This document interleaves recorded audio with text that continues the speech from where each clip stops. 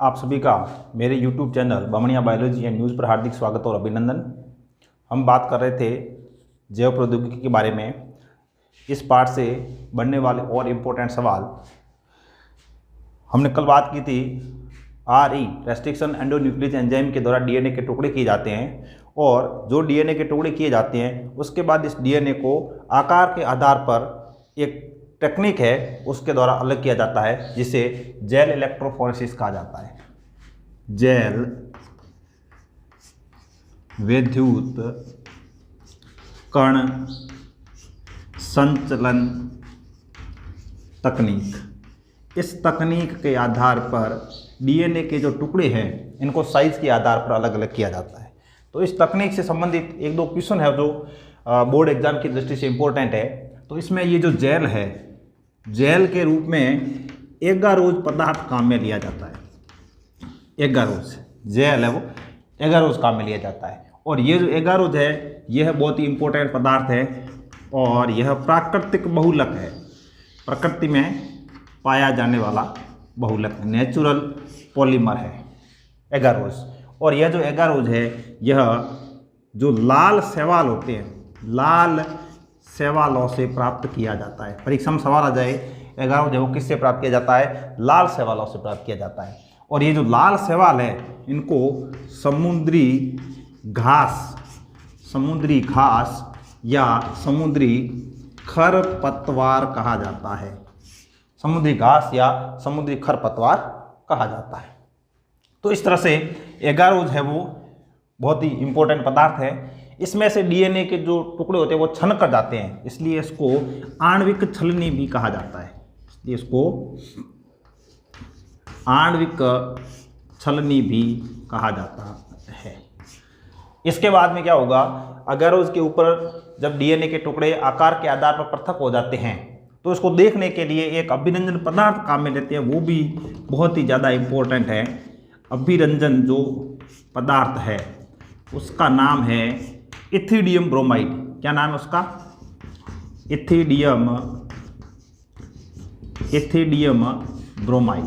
Ethidium bromide के द्वारा DNA के टुकड़ों को अभिरंजित किया जाता है, और इसके बाद हम दृश्य प्रकाश से इसको नहीं देख सकते, तो देखने के लिए जो पराबैंगनी प्रकाश होता है, पराबैंगनी प्रकाश को काम में लिया जाता है। और इसके बाद में ये जो डीएनए के टुकड़े होते हैं, ये डीएनए के टुकड़े पट्टियों के रूप में प्राप्त होते हैं, और इन पट्टियों का रंग होता है चमकीला लाल रंग प्राप्त होता है। और इसके जस्ट बाद एगारोज के ऊपर जो डीएनए के टुकड़े हैं इनको पृथक किया जाता है। एगारोज जेल से डीएनए के टुकड़ों को पृथक करने की क्रिया को छालन कहा जाता है। क्या कहते हैं? छालन। इसे अंग्रेजी में इल्यूशन कहा जाता है। तो ये भी बोर्ड एग्जाम की दृष्टि से बहुत ही इंपॉर्टेंट सवाल है। छालन या इल्यूशन क्या है? तो छालन या इल्यूशन क्या है? एगारोज जेल के ऊपर जो डीएनए के टुकड़े हैं, इन डीएनए के टुकड़ों को पृथक करने की जो क्रिया है इसको छालन या इल्यूशन कहा जाता है। तो ये तो एक दो सवाल हो गए जेल विद्युत कण संचलन तकनीक से संबंधित। अब हम डिस्कस करेंगे वाहक के बारे में बात करेंगे। वाहक, इसको वेक्टर भी कहा जाता है। जैव प्रौद्योगिकी के अंदर डीएनए का जो टुकड़ा है या वांछित जो डीएनए है इसको किसी वेक्टर के साथ जोड़कर आरडीएनए का निर्माण किया जाता है। तो आरडीएनए का निर्माण करने के बाद इसको हम परपोषी के शरीर में प्रवेश करवाते हैं। तो आरडीएनए को परपोषी के शरीर में प्रवेश करवाने के लिए हम जिस साधन को काम में लेते हैं उसी को वेक्टर कहा जाता है। तो इसका कार्य क्या है? इसका कार्य है आरडीएनए को परपोषी कोशिका में डालना या परपोषी कोशिका तक ले जाना। क्या ले जाएंगे? जो वांछित डीएनए का टुकड़ा है उसको हम इस वाहक के साथ में जोड़ेंगे, और वाहक के साथ में जोड़ने के बाद वह जो आरडीएनए है वो परपोषी कोशिका के अंदर डालने का कार्य या वहां तक ले जाने का कार्य किसका रहेगा? वाहक का रहेगा। अब यहाँ पर परपोषी कौन से हो सकते हैं? सामान्यतः परपोषी के रूप में किसको काम में लिया जाता है? जीवाणु को काम में लिया जाता है। सामान्यतः जीवाणु को काम में लेते हैं। यदि परपोषी कोशिका के रूप में जीवाणु को काम में लिया जाता है तो इसके लिए जो वाहक होते हैं वो दो प्रकार के होते हैं। दो प्रकार के कौन कौन से, एक तो है प्लाज्मिड, किसको काम में लेते हैं, प्लाज्मिड को, और दूसरा काम में लेते हैं बैक्टीरियोफेज। बैक्टीरियोफेज जिसे हिंदी में जीवाणु भोजी कहा जाता है, हिंदी में क्या कहते हैं, जीवाणु भोजी, और इसे है वो प्लाज्मिड ही कहा जाता है। अब ये प्लाज्मिड क्या है और बैक्टीरियोफेज क्या है। बैक्टीरियोफेज को जीवाणु भोजी कहा जाता है। अब ये जीवाणु भोजी है न कि जीवाणु। जीवाणु भोजी ये विषाणु होते हैं, विषाणु होते हैं या वायरस होते हैं। अब ये जो प्लाज्मिड है, प्लाज्मिड ऐसे हम बात करें तो प्लाज्मिड क्या है, प्लाज्मिड डीएनए का टुकड़ा ही है या डीएनए का खंड ही है, लेकिन यह जो प्लाज्मिड है यह जीवाणु कोशिका में पाया जाता है। जीवाणु कोशिका में जो मुख्य डीएनए होता है उसके अतिरिक्त पाया जाने वाला जो डीएनए होता है उसी को हम क्या कहेंगे, प्लाज्मिड कहेंगे। तो जीवाणु कोशिका में मुख्य डीएनए के अतिरिक्त पाया जाने वाला जो डीएनए होता है उसी को प्लाज्मिड कहते हैं। ये है वो डबल स्टैंडर्ड होता है, यह है वो वृत्ताकार होता है, डबल स्टैंडर्ड, और ये वृत्ताकार होता है। इस तरह से ये तो प्लाज्मिड हो गया। जीवाणु कोशिका के अंदर जो मुख्य अनुवांशिक पदार्थ होता है उसके अतिरिक्त पाया जाने वाला वृत्ताकार डबल स्टैंडर्ड जो अनुवांशिक पदार्थ होता है, डीएनए होता है, इसी को हम कहते हैं प्लाज्मिड। इसके द्वारा या इसके साथ में हम जो वांछित डीएनए का जो हमारे पास टुकड़ा है या जो वांछित डीएनए है या जीन है, उस कम साइज का जो डीएनए इसके साथ ऐड करेंगे और थोड़ी बड़ी साइज का है तो इसमें ऐड करेंगे। अब छोटी साइज का मतलब क्या है, 2 से 5 किलो बेस पेयर, इतना यदि डीएनए का कोई वांछित डीएनए का टुकड़ा है तो हम किसके साथ ऐड करेंगे, प्लाज्मिड के साथ ऐड करेंगे। और इससे बड़ा यदि टुकड़ा है, जैसे मान लो 25 किलो बेस पेयर, इतनी साइज का जो डीएनए वांछित डीएनए होगा उसको हम बैक्टीरियोफेज के साथ में ऐड करेंगे और परपोषी कोशिका के अंदर प्रवेश करवाएंगे। यदि परपोषी कोशिका के रूप में पादप है, यदि परपोषी कोशिका के रूप में पादप को काम में लिया जाता है तो इसके अंदर वेक्टर के रूप में है वो टीआई प्लाज्मिड को काम में लिया जाता है। किसे काम में लिया जाता है, टीआई प्लाज्मिड को काम में लिया जाता है। अब देखिए ये जो टीआई प्लाज्मिड है ये भी बहुत इंपॉर्टेंट है। ये टीआई प्लाज्मिड एक जीवाणु में पाया जाता है, उस जीवाणु का नाम है एग्रोबैक्टीरियम ट्यूमीफेसियंस। एग्रोबैक्टीरियम ट्यूमीफेसियंस, इस जीवाणु का नाम है एग्रोबैक्टीरियम ट्यूमीफेसियस। उसमें ये टीआई प्लाज्मिड जो है, टीआई प्लाज्मिड है, यह क्या करता है, इसके अंदर एक रोग उत्पन्न करता है या यह रोगजनक होता है। अब ये रोगजनक किसके लिए होगा, ये रोगजनक है वो डाइकोट पौधों के लिए होता है। और ये जो टीआई प्लाज्मिड है यह पूरा रोगजनक नहीं होता है। इस टीआई प्लाज्मिड के अंदर एक टीडीएनए पाया जाता है। क्या पाया जाता है, इसके अंदर है वो टीडीएनए पाया जाता है, और यह टीडीएनए डाइकोट पौधों के अंदर एक रोग उत्पन्न करता है या हम कह सकते हैं ट्यूमर बनाने का कार्य करता है। टीडीएनए क्या करेगा, ट्यूमर का निर्माण करेगा या अर्बुद का निर्माण करेगा, ट्यूमर या अर्बुद का निर्माण करेगा। तो इसमें टीआई प्लाज्मिड के रूप में हम कैसे काम में लेंगे, ये जो टीआई प्लाज्मिड है, मान लो ये टीआई प्लाज्मिड है। अब ये जो टीआई प्लाज्मिड है, टीआई प्लाज्मिड पूरा रोग कारक या रोगजनक नहीं है। इसका ये जो भाग है यहां से लेके यहां तक का ये भाग है वो टीडीएनए है। कौन सा भाग है, ये टीडीएनए है। हम क्या करेंगे, ये जो टीडीएनए वाला भाग है इसको यहां से हटा देंगे और इसके स्थान पर क्या डाल देंगे, वांछित डीएनए के टुकड़े को प्रवेश करवा देंगे और इस टीआई प्लाज्मिड के रूप में काम में लेते हुए हम उस पौधे के अंदर प्रवेश करवा सकते हैं। इसका मतलब हमने क्या किया, टीडीएनए को वहां से हटा दिया।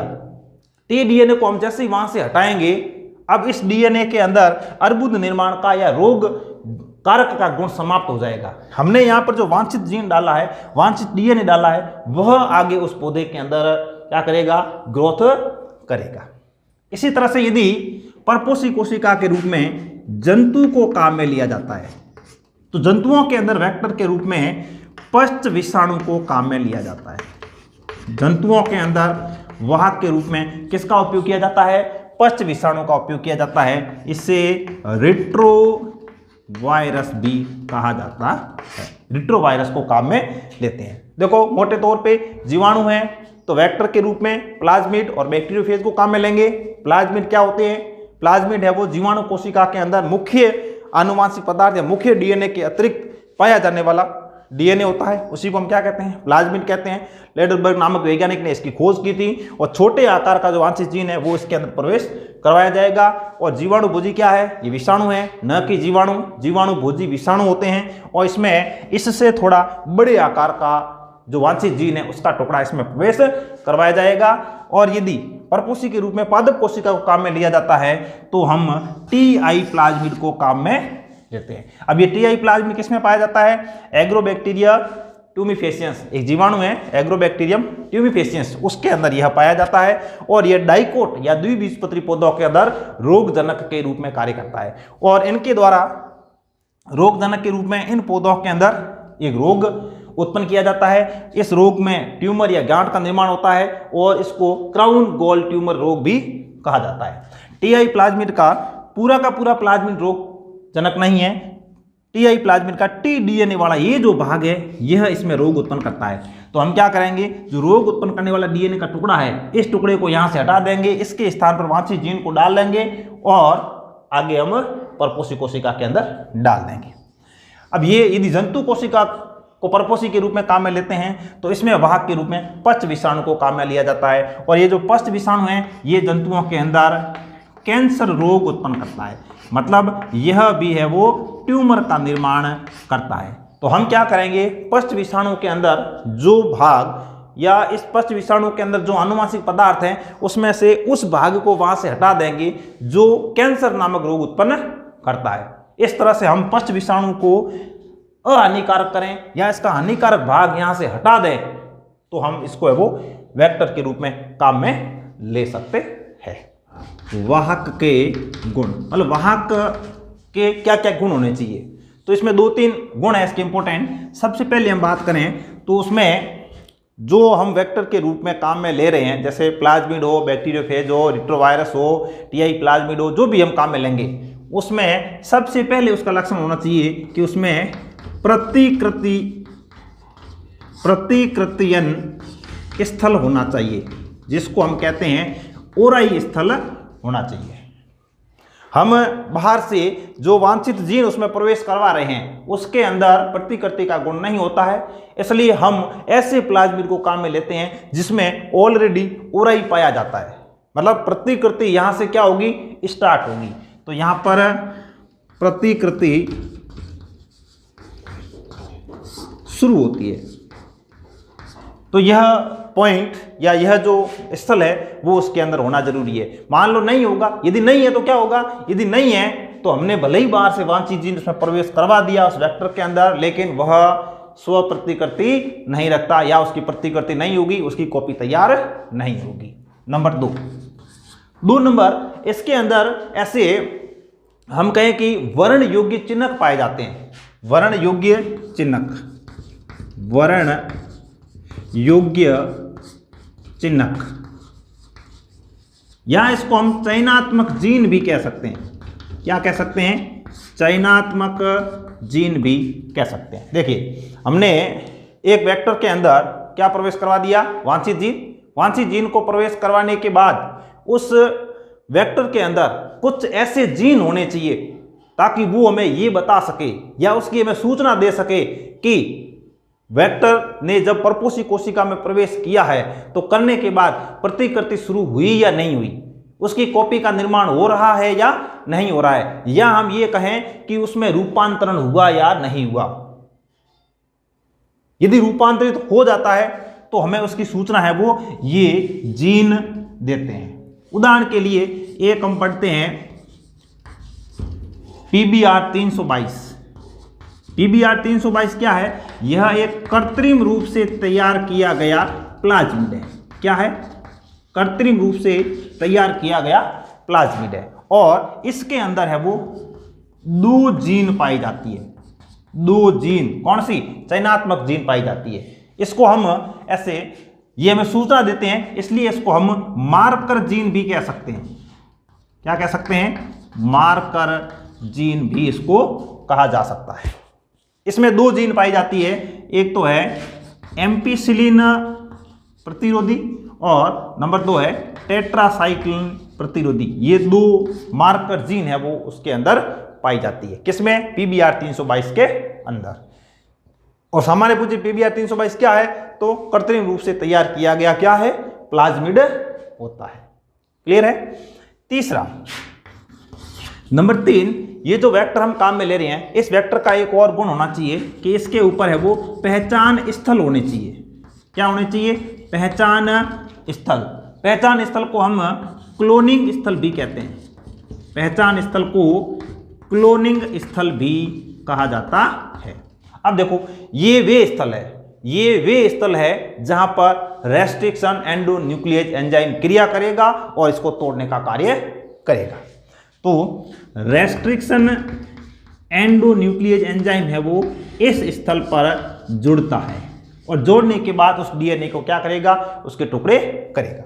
अब ऐसी कंडीशन में पहचान स्थल, एक कोई वेक्टर हमने काम में लिया, उस वेक्टर में यदि पहचान स्थल 1 है तो कोई दिक्कत नहीं है, जो रेस्ट्रिक्शन एंडोन्यूक्लियेज एंजाइम है वो उस एक जगह से जुड़ जाएगा, तो सामान्य प्रक्रिया होगी, डीएनए का टुकड़ा हो जाएगा।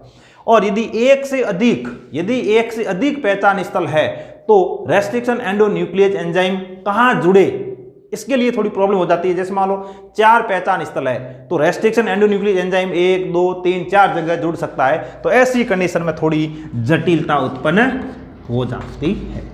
तो ये जो पहचान स्थल है इनका एक ही कार्य है कि रेस्ट्रिक्शन एंडोन्यूक्लियेज एंजाइम, जो हमने कल बात की थी, जिन्हें डीएनए की आणविक कैंची भी कहा जाता है, मोलेक्युलर सीजर भी कहा जाता है, वो इस स्थल से जुड़ेंगे और जुड़ने के बाद उस डीएनए को क्या करेंगे, काटने का कार्य करेंगे।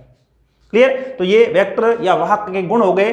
सबसे पहले ओराई स्थल उसमें होना चाहिए, दूसरा इसमें चयनात्मक जीन या मार्कर जीन या वर्ण योग्य चिन्हक भी होने चाहिए ताकि हमें पता लगे कि वह रूपांतरित हुआ है या नहीं। अब देखो, रूपांतरित हुआ है या नहीं, यहां पर हमें पता लगाने के लिए या हमें इसकी जानकारी के लिए इसमें एक निवेशी निष्क्रियता पाई जाती है। क्या होगा इसमें, निवेशी निष्क्रियता। निवेशी निष्क्रियता के आधार पर हम पता लगाते हैं कि वह जीन जो हमने डाला था वह रूपांतरित हुआ या नहीं हुआ। इसके अलावा रंग के आधार पर भी हम पता लगा सकते हैं। तो ये हो गया वेक्टर के गुण। अब हम आगे बात करेंगे कि हमने वांछित जीन के टुकड़े को किसके साथ जोड़ दिया, वेक्टर के साथ जोड़ दिया। अब वेक्टर के साथ जोड़ने के बाद उससे है वो एक परपोषी के अंदर प्रवेश करवाना होता है। लेकिन परपोषी कोशिकाएं भी क्या होती है, जैसे मान लो हमने एक वेक्टर के अंदर वांछित जीन डाल दिया, आरडीएनए का निर्माण कर दिया और उसको बोले चल जा तो उसमें घुस जा, ऐसे नहीं होगा।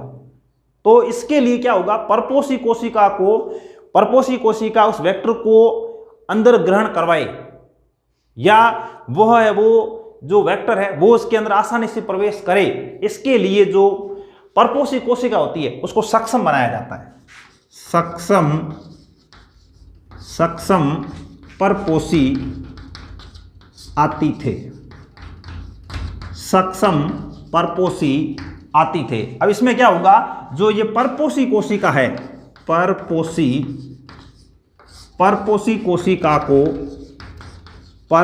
कोशिका को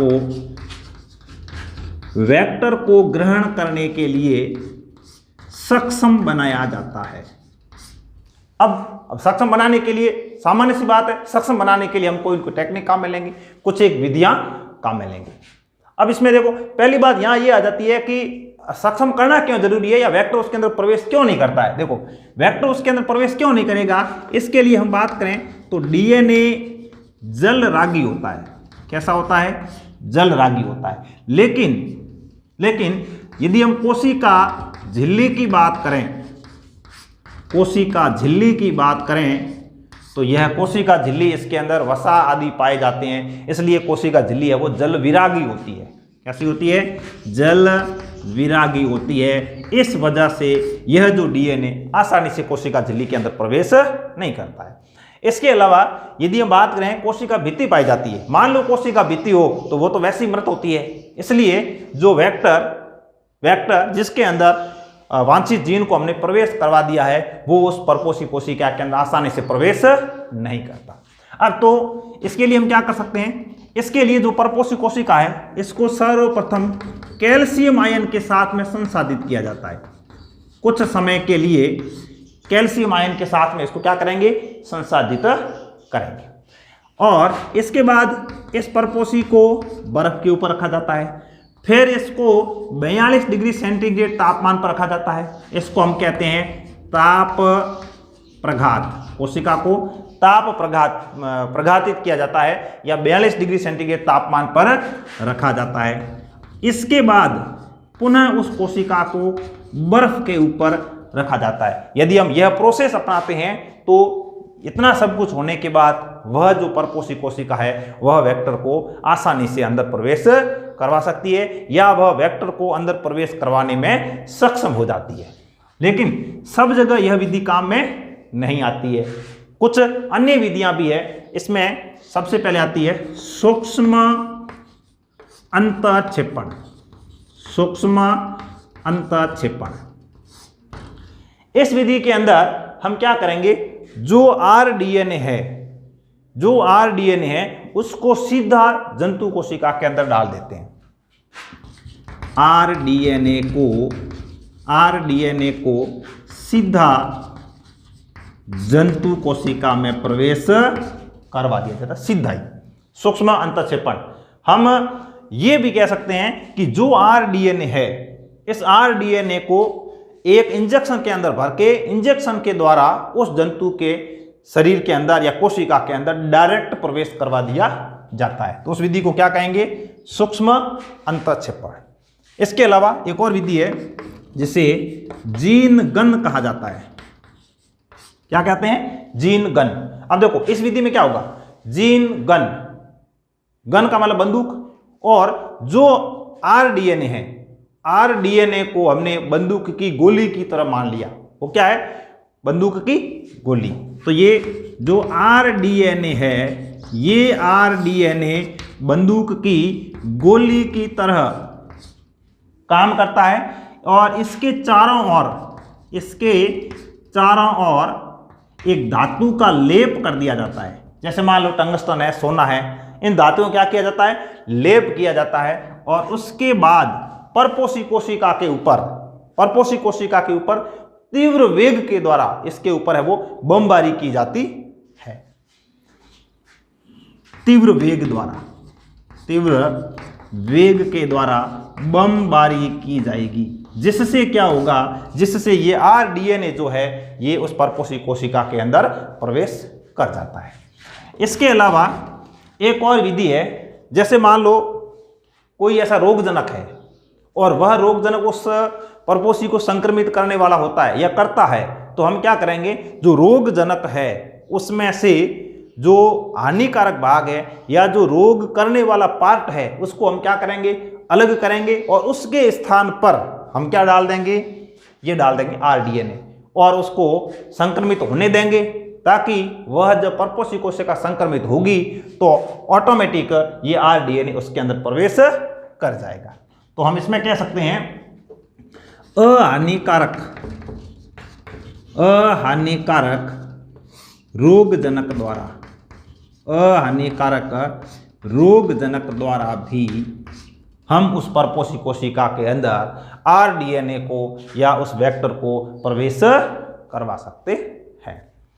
तो इस तरह से हमने बात की सर्वप्रथम अगारो जेल के बारे में। बहुत ही इंपॉर्टेंट सवाल, जेल अगारो किससे प्राप्त किया जाता है, लाल शैवालों से प्राप्त किया जाता है। लाल शैवाल है वो समुद्री घास भी कहलाते हैं, इनको समुद्री खरपतवार भी कहा जाता है। और एगारोज एक ऐसा माध्यम है, ऐसा पदार्थ है जो प्रकृति के अंदर है वो प्राकृतिक रूप से पाया जाता है और इसको प्राकृतिक बहुलक भी कहा जाता है। इसमें से डीएनए के जो अणु हैं, डीएनए के अणु इसमें से क्षण कर चले जाते हैं, इसलिए इसको आणविक छलनी भी कहा जाता है। इस तरह से जेल इलेक्ट्रोफोरेसिस के अंदर जो डीएनए के टुकड़े प्राप्त होते हैं उनको देखने के लिए, हम दृश्य प्रकाश में नहीं देख सकते, देखने के लिए एक अभिरंजन पदार्थ काम में लेते हैं जिसका नाम है इथिडियम ब्रोमाइड। इथिडियम ब्रोमाइड से उसको अभिरंजित करेंगे। अभिरंजित करने के बाद हम अल्ट्रावायलेट या पराबैंगनी प्रकाश में उसको देखते हैं तो चमकीले लाल रंग की डीएनए की पट्टियां हमें प्राप्त होती है। इसके बाद हमने डिस्कस किया वेक्टर के बारे में। वेक्टर क्या होते हैं? वेक्टर है वो वांछित जीन को परपोषी कोशिका में ले जाने वाले साधन होते हैं। अब यदि परपोषी कोशिका के रूप में जीवाणु को काम में लिया जाता है तो उसमें प्लाज्मिड और बैक्टीरियोफेज ये दो वेक्टर काम आते हैं। यदि हम बात करें पौधों की तो पौधों के अंदर टीआई प्लाज्मिड को काम में लिया जाता है जो कि एग्रोबैक्टीरियम ट्यूमिफेसियंस से प्राप्त किया जाता है। परपोषी कोशिका के रूप में जंतु को काम में लिया जाता है तो उसमें वेक्टर के रूप में पष्ट विषाणु या रेट्रोवायरस को काम में लिया जाएगा। इसके बाद हमने डिस्कस किया वेक्टर के गुण। सबसे पहले ओराई स्थल होना चाहिए, उसके बाद में उसमें पहचान वाले जीन होने चाहिए या उसमें मार्कर जीन होने चाहिए या वर्ण योग्य चिन्हक होने चाहिए। PBR 322 में 2 प्रकार के मार्कर जीन पाए जाते हैं या वर्ण योगिक चिन्हक पाए जाते हैं। उसका नाम क्या है? एम्पिसिलिन प्रतिरोधी और टेट्रासाइक्लिन प्रतिरोधी। क्लियर है?